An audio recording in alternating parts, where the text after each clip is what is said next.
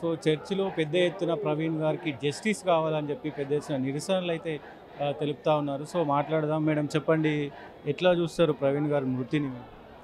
చాలా దుఃఖకరమైనటువంటి ఒక వార్త అండి ఇది. అసలు ఇంత మంచి సేవకుడు, యోధుడు, మరి ఎంతోమంది క్రైస్తవులను క్రీస్తులు నడిపిస్తూ బలపరుస్తూ, ముఖ్యంగా 200 అనాథ పిల్లలను పోషిస్తూ, మరి రోడ్డు మీద పడి ఉన్నటువంటి ఒక భిక్షాటనం చేస్తున్నటువంటి మనుషులను తీసుకెళ్ళి ఒక హోమ్లో పెట్టి వాళ్ళకు ఆతిథ్యం ఇస్తూ, వాళ్ళకు ఆహారం ఇస్తూ, బట్టలు ఇస్తూ, ఎన్నో ధర్మ కార్యాలు చేస్తున్నటువంటి, దేవుని కార్యాలు చేస్తున్నటువంటి ప్రవీణ్ పాస్టర్ గారిని చంపడానికి వాళ్ళకు మనసు ఎలాగొచ్చిందో, అసలు చేతులు ఎలాగొచ్చాయో మాకు అర్థం అవ్వట్లేదండి. ఏదేమైనా కానీ పోస్ట్ మార్టం రిపోర్ట్ మాత్రము న్యాయపూర్వకంగా ఇవ్వాల్సిందిగా మేము క్రైస్తవులంతా కూడా ప్రభుత్వాలను, తెలంగాణ మరి ఆంధ్ర రాష్ట్రాన్ని మేము కోరుచున్నాం. ఈ విషయంలో మాత్రం ఎవరు కూడా మరి చెయ్యి కలిపి మన క్రైస్తవులకు, మా క్రైస్తవ సమాజానికి అన్యాయం చేకూర్చకూడదు అంటే మేము బ్రతిమలాడుకుంటున్నామండి. మరి ముఖ్యంగా ప్రవీణ్ పాస్టర్ గారి యొక్క మృతి మా క్రైస్తత్వానికి ఎంతో లోటుకరంగా ఉంది. అయినప్పటికీ మా తండ్రి అయిన దేవుడు సమర్థుడు. ఇలాంటి పాస్టర్స్ని ఎంతోమందిని, ఇలాంటి ప్రవీణ్లను ఎంతోమందిని దేవుడు లేపుకుంటాడు. కానీ మా తెలుగు రాష్ట్రాలలో, మా దేశంలో, మా భారతదేశంలో మేము కూడా ఈ భారత పౌరులం, మేము సిటిజన్స్ కాబట్టి మా పాస్టర్లకు, మా సంఘాలకు, మా క్రైస్తవులకు ఈ 2 ప్రభుత్వాలు రక్షణ కలగచేయాలి, మాకు కాపుదల అనేది ఇవ్వాలి. ముఖ్యంగా పోస్ట్ మార్టం రిపోర్ట్లో మాత్రం న్యాయం చేయాల్సిందిగా మేము ప్రభు పేరిట ఈ 2 రాష్ట్రాలను, ముఖ్యమంత్రులను, మంత్రులను మేము హృదయపూర్వకంగా మేము కోరుచున్నామండి. దయచేసి మా బాధను, మా వేదనను, ముఖ్యంగా కుటుంబ యొక్క కన్నీటిని మీరు ఒక్కసారి జ్ఞాపకం చేసుకొని వాళ్ళకు న్యాయం తీర్చండి అండి. అదే వేరే మతం అయితే ఒక పశువుకే హాని కలిగితే పరిగెత్తుకొని వస్తారండి వీడియో వాళ్ళంతా కూడా. పెద్ద పెద్ద మీడియా కూడా ఈరోజు ముందుకు రావట్లేదంటే, ఒక పెద్ద పాస్టర్ చనిపోయిందంటే వాళ్ళు మరి తెరపైకి రావట్లేదంటే, క్రైస్తవులను ఏ విధంగా అణిచివేయాలనేది, ఏ విధంగా వాళ్ళను ఈ దేశంలో నుండి మరి వెళ్ళగొట్టాలనో, మరి బాధ పెట్టాలనో ఇది చేయాలని మేము స్పష్టంగా అర్థం చేసుకుంటున్నాం ఈ విషయంలో. కాబట్టి దర్యాప్తు జరుగుతుంది, డీజీపీ లెవెల్లో దర్యాప్తు జరుగుతుంది. మీరు వాళ్ళు యాక్సిడెంటల్గా జరిగిందని పోలీసులు ఇప్పటి వరకు చెప్తా ఉన్నారు, మీరేమో యాక్సిడెంట్ అంటున్నారు. ఎట్లా చూడొచ్చు? ఇది యాక్సిడెంట్ కాదండి. డీజీపీ లెవెల్లో ఇది ఇన్వెస్టిగేషన్ జరుగుతుంది, కానీ this is not at all an accident. He is been killed. అతను చంపబడ్డాడు అండి. యాక్సిడెంట్ అయితే బండి మీద పడాలి కదండి. ఈ ఛాతి మీద కాలుతో గుద్దినట్టుంది, ఛాతి పైన పెదవులు. అతనికి వారం కింద ఆయనకు వార్నింగ్ వచ్చింది, ఏ నోట్తో నువ్వు మాట్లాడుతున్నావు, ఆ పెదవులు మేము చీల్చేస్తాం, గుడ్లు పీకేస్తాం, కాలు చేతులు నరుకుతామని. ఆ పెదవులు ఎందుకు చీలిపోతాయండి? యాక్సిడెంట్ అయితే పెదవులు ఎందుకు చీలుతాయి? మరి హెల్మెట్ లోపల తల గాయం ఉంది, హెల్మెట్ పెట్టుంది, స్పెక్స్ తీసి పక్కకు పెట్టుంది, బ్యాగ్ తీసి పక్కకు పెట్టుంది, ఆ బండి అలాగ ఉంది. మరి బండి ఎందుకు పాడవ్వలేదు? అతనికి ఎందుకు మరి ఒళ్ళంతా గాయాలు కలగలేదు అంటే, అది చంపేసి యాక్సిడెంట్ అని చిత్రీకరించి ఆయన బండిని అక్కడ పక్కకు పెట్టి ఆయన అలాగ పడేసి పక్కకు వెళ్ళిపోయారు. ఇది ఎక్కడి వరకు న్యాయం అండి? యాక్సిడెంట్ అందరికీ తెలియదా? అయితే ఎలాగా బాడీ అంత మల్టిపుల్ ఇంజరీస్ అవుతాయో తెలుసు, హెడ్ ఇంజరీ అవుతుందో కూడా తెలుసు. సీసీ ఫుటేజ్లో అతను లారీ పక్క నుండి ముందుకు వెళ్తుంది, హెడ్ లైట్ లేదండి, మేము ఒప్పుకుంటాం, హెడ్ లైట్ లేదు, చిన్న లైట్ వెలుగుతుంది. కానీ ప్రవీణ్ పాస్టర్ గారు అంత స్పీడ్లో లేరు బైక్ మీద, హీఈస్ గోయింగ్ వెరీ స్లో, చాలా నిదానంగా వెళ్తున్నారు. అంత నిదానంగా వెళ్తున్నటువంటి వ్యక్తికి యాక్సిడెంట్ ఎలాగ జరుగుతుంది? పోనీ మీరు 100 స్పీడ్ 110 స్పీడ్లో ఉన్నారంటే వెనక నుండి ఏ పెద్ద వెహికల్ వచ్చి గుద్దేసినా లేసి అక్కడ ఎగిరి పడి తలకు గాయమవుతుంది, హెల్మెట్ కూడా ఊడిపోద్ది. సోషల్ మీడియాలో తాగి డ్రైవ్ చేసిండు అనేది కూడా ఒక సర్క్యులేట్ అవుతుంది. తాగడం అనేది అసాధ్యము, తాగడము అసంభవము. క్రైస్తవ పాస్టర్లు మద్యము తీసుకోరు, తాగరు, తాగొద్దు అని విశ్వాసులకు చెప్తారు, అంతేకాని వాళ్ళు మద్యం తీసుకోరు. ఇది 110% ఇది అబద్ధము. పాస్టర్ గారు తాగలేదు అండి. చెప్పేవాళ్ళు చేసేవారుగా పాస్టర్లు ఉంటారు. ఒక పాస్టరే కాపరి సరి అయిన దారిలో నడుస్తే గొర్రెలైనటువంటి విశ్వాసులు సరైన దారిలో నడుస్తారు. పాస్టరే తాగిండి అనుకోండి, ఇక చర్చెస్ అంతా కూడా విశ్వాసులు రారండి, తాగుబోతు క్రైస్తవులు వచ్చి కూర్చుంటారు. ఇది ఎక్కడైనా న్యాయపూర్వకమైన మాటనేనండి? అసలు ఈ మాటకు తోక మూతి ఏమైనా అర్థం ఉందా అండి? అసలు పాస్టర్ గారు తాగి ఎందుకు ప్రయాణం చేస్తారు? ప్రయాణంలో ఉన్న వాళ్ళు, బైక్ నడిపిస్తున్న వాళ్ళు తాగుతూ ఒకవేళ వెనక ఒక వ్యక్తిని కూర్చోబెట్టుకుంటారు, ఏం జరుగుతుందో అని. This is common sense which is going to be happen on the road when we are travelling. అలాంటప్పుడు ఒక్కరుగా ఉన్నటువంటి ప్రవీణ్ పాస్టర్ గారు తాగి ఎంత ధైర్యం కలుగుతాయినట్ల ఒక్కరు వెహికల్ డ్రైవ్ చేస్తే చేస్తారంటే ఇది అబద్ధం, ఇది తప్పు, ఆయన తాగలేదు. మరి ముఖ్యంగా క్రైస్తత్వం నుండి మేము చెప్తున్నాం, మా బైబిల్లో స్పష్టంగా ఉంది, మద్యము సేవించొద్దు, త్రాగుబోతులు పరలోకానికి రానేరరు. అలాంటప్పుడు ఆయన వాక్యం చదివిన వ్యక్తి, వాక్యం బోధిస్తున్న వ్యక్తి, 10 మందికి చెప్తున్న వ్యక్తి ఆయన ఎలాగ తాగుతారు?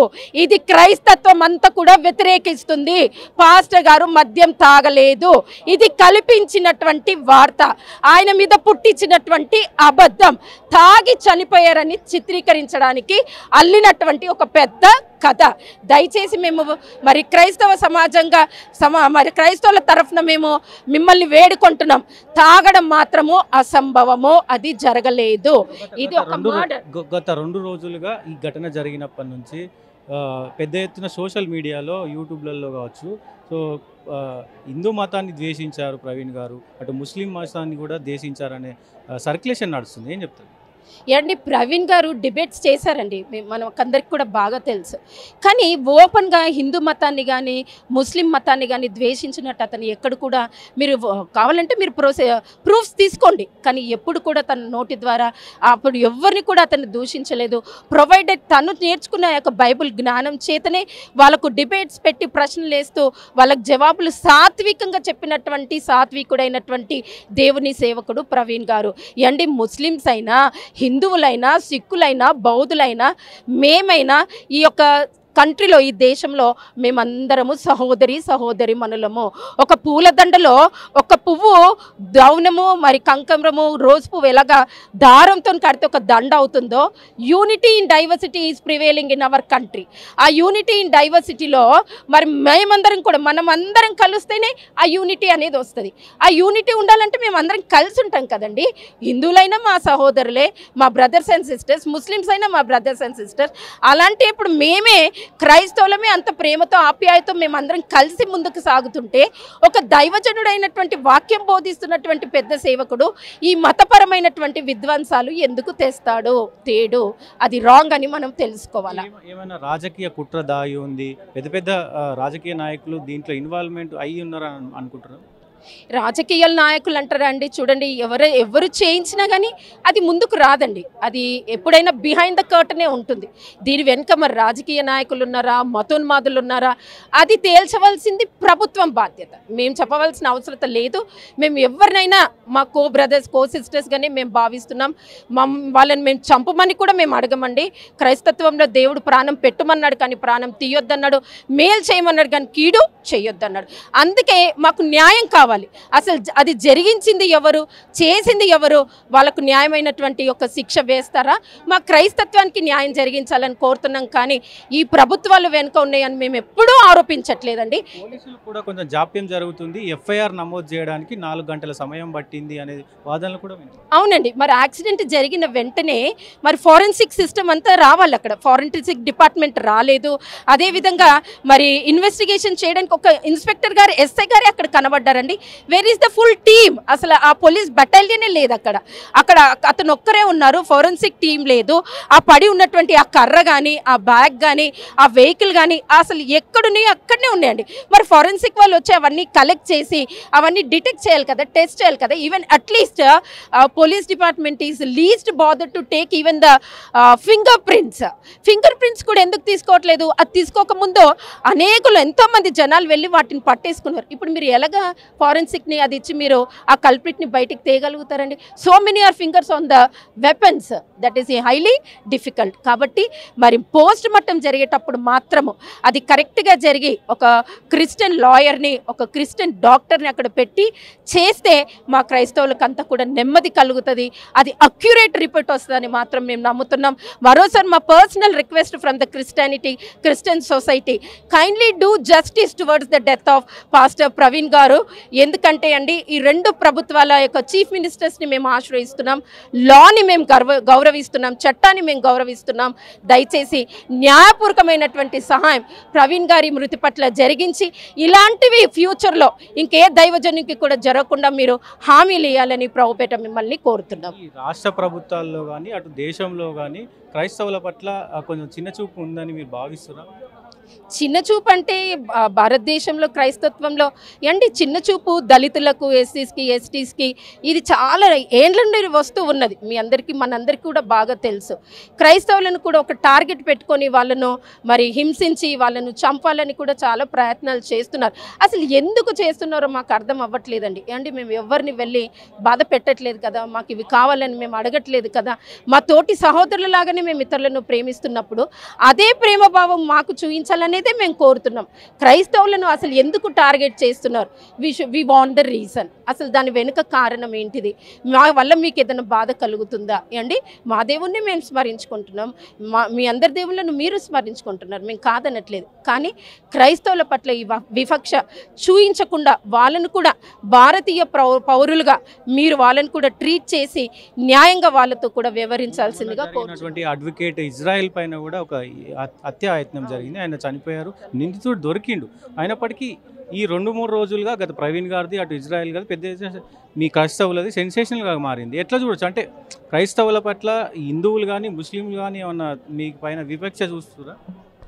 క్రైస్తవుల పట్ల హిందువులు ముస్లింలు వివక్ష చూస్తున్నారు అనేది అయితే మేము వాళ్ళను సోదరులుగా భావిస్తున్నామండి. వాళ్ళు చేశారో చేయలేదని ఎవిడెన్స్ లేనిది మేమైతే చెప్పలేం. అది తప్పు, మేము చెప్పకూడదు కూడా. మరి మొన్న ఇజ్రాయెల్ అడ్వకేట్ని కూడా చంపారు. దస్తగిరి అనేటువంటి వ్యక్తి చంపానని తనంతా తను పోయి పోలీస్ స్టేషన్లో సరెండర్ అయ్యాడండి. అది కూడా ఒక కపుల్కి అతను మేలు చేయబోతే అతనికి కీడు జరిగి తను ప్రాణాన్ని కోల్పోయాడు. అంటే క్రైస్తవులు ప్రాణం పెట్టేవాళ్ళు కానీ మేలు చేసేవాళ్ళు కానీ అలాంటి వారిని ఎందుకు ఈ సమాజం ఎందుకు దూషిస్తుందో మాకు అర్థం అవ్వట్లేదు. దయచేసి దూషించకండి. ఎందుకంటే ఒక ప్రాణం తీశారంటే దాని వెనుక ఎంత భయంకరమైనటువంటి బాధను మనం ఫ్యూచర్లో అనుభవించబోతామో కూడా మనం అది జ్ఞాపకం పెట్టుకోవాలండి. ఎందుకంటే ఇప్పుడు చేసాం కదా అంటే అనుకుంటాం కానీ ఏదో ఒక తరంలో దేవుడు దానికి ఖచ్చితంగా ప్రతిఫలం అనేది చూపిస్తాడు. అందరం మంచిగా ఉందాం. ఈ దేశం మనది. ఈ దేశంలో మనం అందరం కూడా పౌరులము. ఈ పౌరసత్వం ఎప్పుడైతే కలిగి ఉన్నామో శాంతి, సమాధానం, భద్రత కలిగి ఈ భారతదేశాన్ని మనం కాపాడి ఈ సమన్వయ ఈ బ్రదర్హుడ్ అనేది మనం అందరం కూడా ఏక మనసుతో ముందుకు తీసుకెళ్లాల్సిందిగానే మేము క్రైస్తత్వం నుండి కోరుచున్నామండి. దయచేసి క్రైస్తవులకు న్యాయం చేయాల్సిందిగా, ప్రవీణ్ గారి మరణానికి న్యాయం చేయాల్సిందిగా ప్రభు పేరిట కోరుచున్నాం. ఈ మతోన్మాదం అనేది గడిచిన 2015 తర్వాత నుంచి ఇంకా బాగా విపరీతంగా ఎక్కువైపోయింది. ఒకప్పుడు మనం చూసుకుంటే కనుక నార్త్ ఇండియాలో ఎక్కడో బాగా జరిగేది. అయితే 2015 నుండి బాగా పెరిగిపోయింది విపరీతంగా. మన ఎలా పెరిగిపోయిందంటే ఆంధ్రాకి, తెలంగాణకు కూడా వచ్చేసింది అంత మతోన్మాదం. ఇప్పుడు ఏదైతే ప్రవీణ్ గారి ప్రమాదం ఉందో అది యాక్సిడెంట్ అయితే కాదు, మర్డర్ లాగానే కనిపిస్తుంది. దీని వెనక మతోన్మాదులు ఉన్నారని చెప్పి మాకు అనుమానంగా ఉంది. అనుమానం మాత్రమే కాదు, దాన్ని ధృవపరిచే కొన్ని పోస్టులు కానీ కొన్ని ఆధారాలు కానీ మాకు కనబడుతూ ఉన్నాయన్నమాట. ఎవరైతే ఆయనకి ఈ మతోన్మాదుల నుండి చాలా థ్రెటనింగ్ కాల్స్ వచ్చినాయి అని చెప్పి ఆయనే చెప్పారు స్వయంగా. చాలాసార్లు బెదిరించారు. ఒకసారి కారులో వెళ్ళినప్పుడు కూడా అటాక్ చేయడం జరిగింది.